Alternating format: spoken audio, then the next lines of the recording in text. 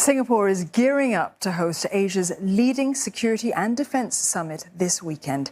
Some 500 delegates from over 40 countries are expected to attend in-person discussions at the 19th Shangri-La Dialogue. They include more than 60 ministers and senior defence officials from countries such as the United States, Japan and China. Leong Jia-yu with more. This hotel is where global defence officials will gather in one of the world's biggest security dialogues to talk about how to keep the region in peace.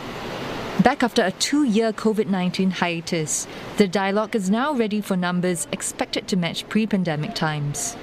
Security will be tight at the Shangri-La Hotel. Metal detectors leading into the event locations are set up, and the police are conducting security operations, including bomb sweeps done on the ground. Visitors can still enter the hotel, but their vehicles will be subjected to checks. Singapore's Civil Defence Force and Army will also be deployed at the event. The opening keynote address by Japanese Prime Minister Fumio Kishida will be keenly watched. He's expected to outline security challenges facing the Asia-Pacific, especially the ripple effects from Russia's invasion of Ukraine. Analysts say the relationship between superpowers China and the US is also likely to take center stage, especially so for host Singapore. Singapore is a small country whose prosperity has been built on the backbone of peace and stability in the region. However, we're increasingly seeing that threatened by one of three factors. First, increasing great power rivalry, which we've seen hardening even in the last half a year.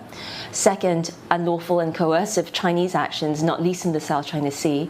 And third, a United States that is becoming increasingly confrontational beyond legitimate grievances, such as by throwing ideological differences into a very potent mix of disputes.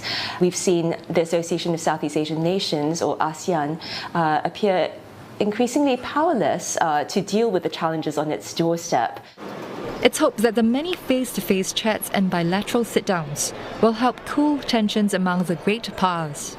Analysts say host Singapore's respected global standing among bigger nations is also key.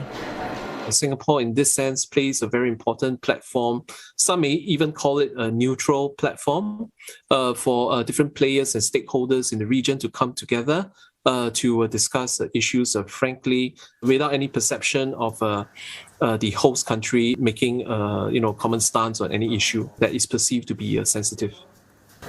Analysts say trade and supply chain issues will also likely be high on the agenda now that economies are reopening and inflation is rising. Singapore's Defence Minister Ng Eng Hen will host visiting ministers in discussions and meetings, such as those with China, the US and other Southeast Asian partners.